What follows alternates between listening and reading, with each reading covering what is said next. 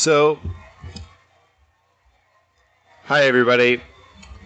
Another update on Gaza and Palestinians and so forth. I know everybody's sick of hearing about this, but this was a disgusting little piece of news that I saw come up. Yesterday I was reporting on the ICJ ruling, which, weirdly enough, came tailed in with the New York Times post about itself. About that was tailed in with this other thing, which was UNWRA, sometimes referred to as UNRWA, accused of some of its members participating in the terror attacks on October 7th. Now, I haven't seen one single thing mention anybody's names or give any evidence or credence to this whatsoever. It just seems to be something like was thrown out there. And the timing is just odd and terrible. And again, it couldn't be worse. Like, this is one of the only agencies that's facilitating humanitarian aid to these people that are in desperate circumstances, and it was already on the brink of failure and about to collapse. And then all of a sudden, all their funds have been taken by a number of donors. Based on spurious allegations. What we have seen is that, when Israel claims something about a given group or certain atrocities or something like that, often enough it's just not true. This has been the case with the allegations of rape and torture and a lot of other things. There's enough terrible things that did happen that day that they why they needed to extend it to all these other things and make up just all these stories is beyond me and beyond a lot of people to figure out why.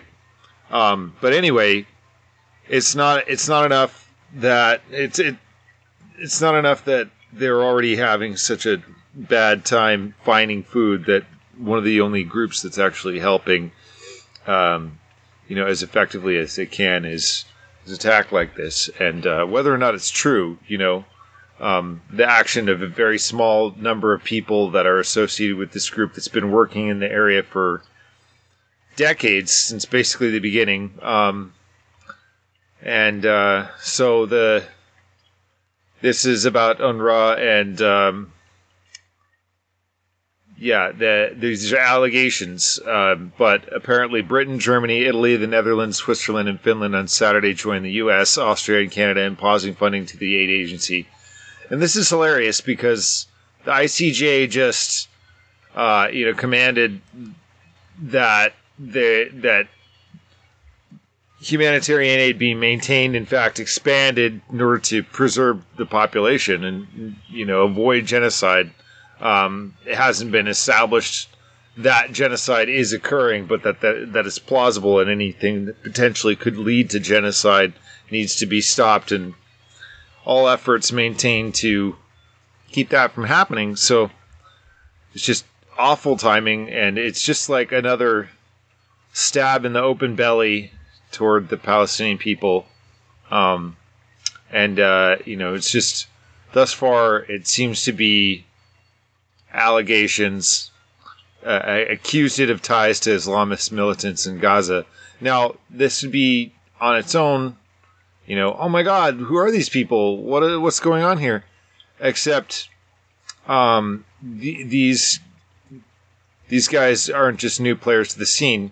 It was set up to help refugees of the 1948 war at Israel's founding, all the way back to 1948. And provides education, health, and aid services to Palestinians in Gaza, the West Bank, Jordan, Syria, and Lebanon. Helps about 2/3 of Gaza's 2.3 million population and has played a pivotal aid role during the war that Israel launched to eliminate Hamas after the October 7th attacks. Announcing the investigation, Lazzarini said on Friday that he decided to terminate the contracts of some staff members to protect the agency's ability to deliver humanitarian assistance.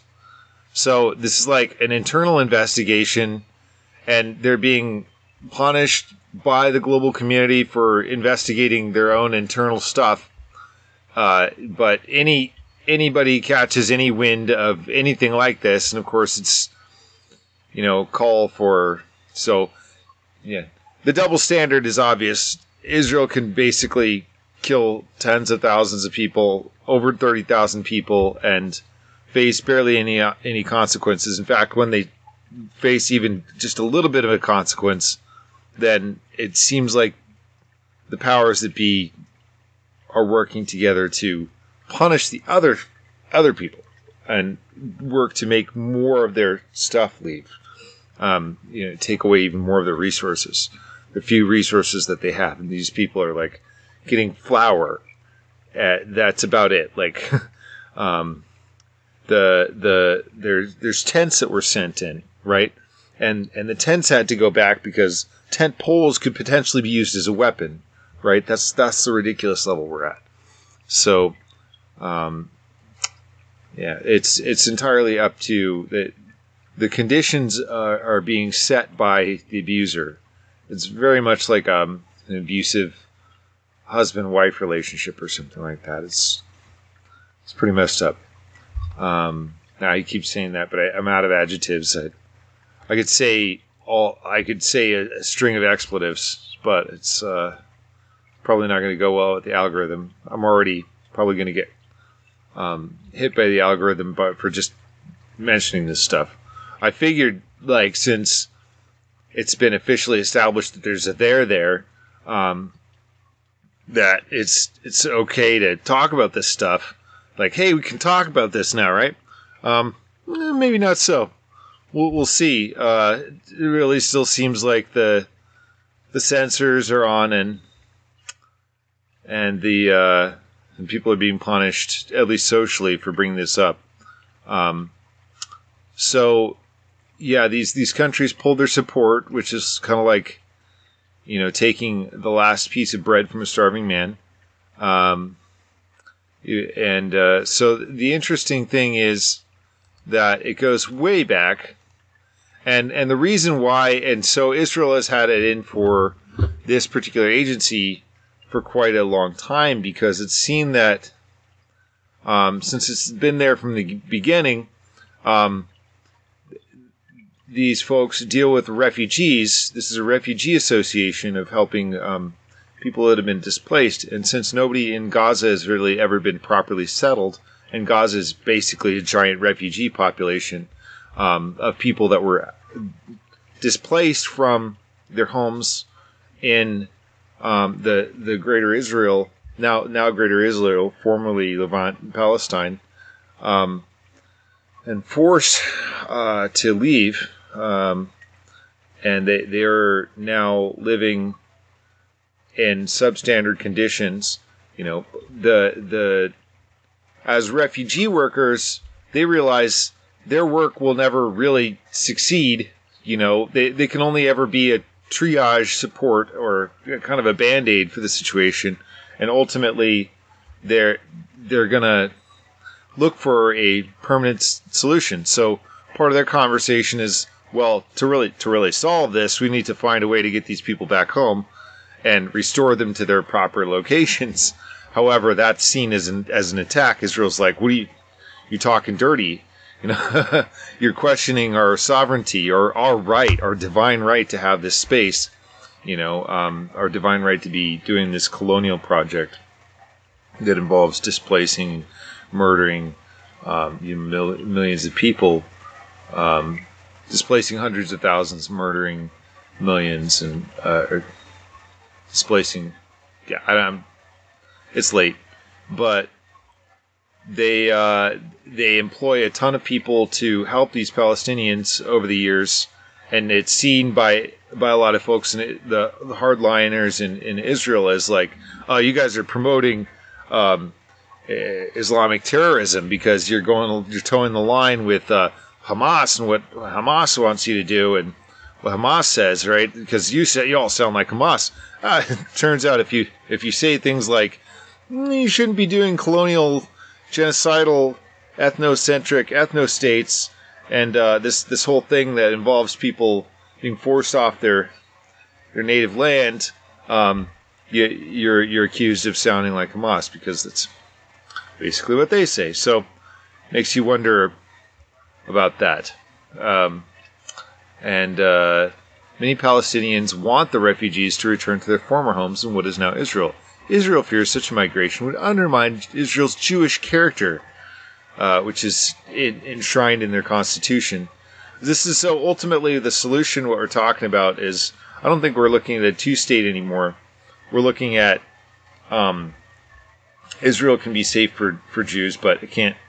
It has to remove those parts of its constitution that say that Jews have a special status in Israel, and the idea of apartheid, the idea of ethno-states, ethno-nationalism should have been gone a long time ago, but has been taking a slow time to die, and that's why it's so ironic and fitting, and actually fitting, about South Africa leveling the complaints against Israel.